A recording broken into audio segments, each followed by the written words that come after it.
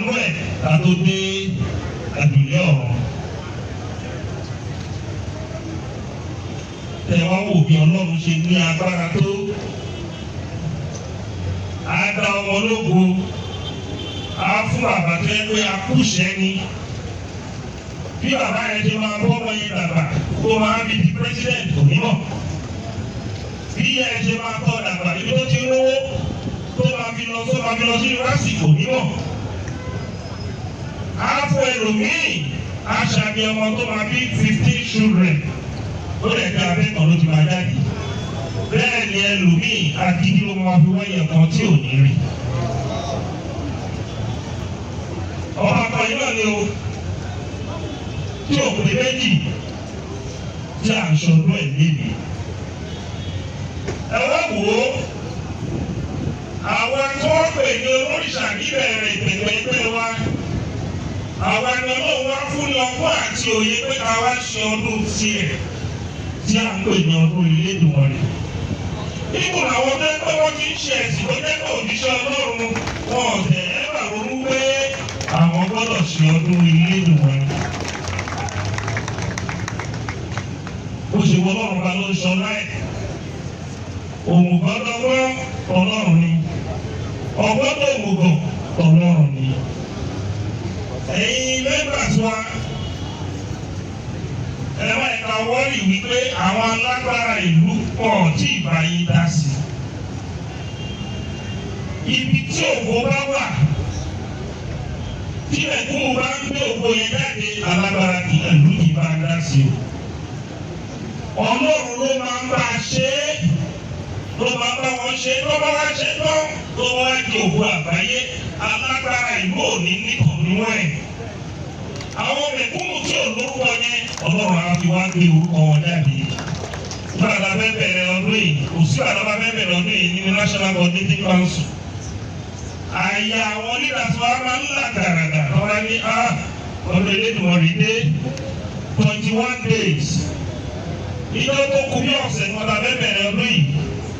Mo ṣe sọ wo psychologically lórí pé àyà wọn là gà pé ọdún yìí títí dé.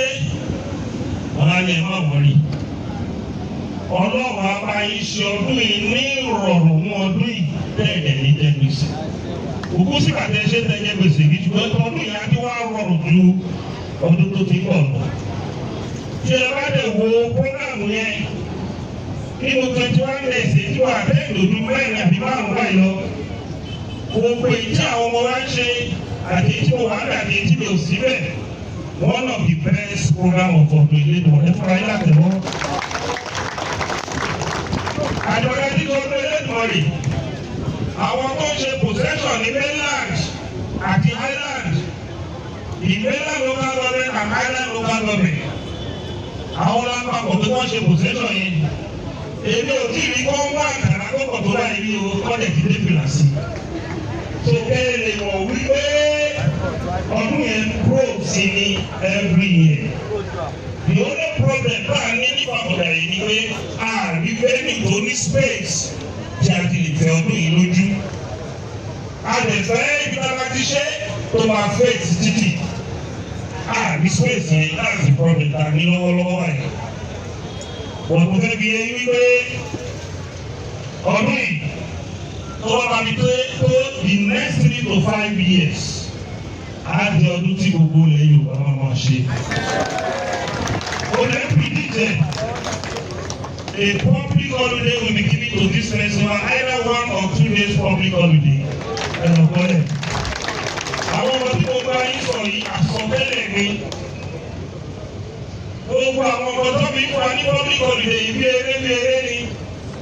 Nígbà tá a bẹ̀rẹ̀ public holiday fún dúpẹ́ àwọn journalist rẹ̀ wà lọ́wọ́ pé ó lè possible. For more than 10-15 years, àbí bẹ̀rẹ̀ public holiday fún dúpẹ́ ní excellence hotel. Àwọn journalist lọ pé ó lè possible. President dáhùn ọ̀pọ̀ ó lè fún dúpẹ́ ní public holiday ló wá declare. Tó lè jẹ́ Muhammadu Buhari ló declare ní 2018. Oore lẹ́ni ìsìn tó bá máa fi di dúpẹ́.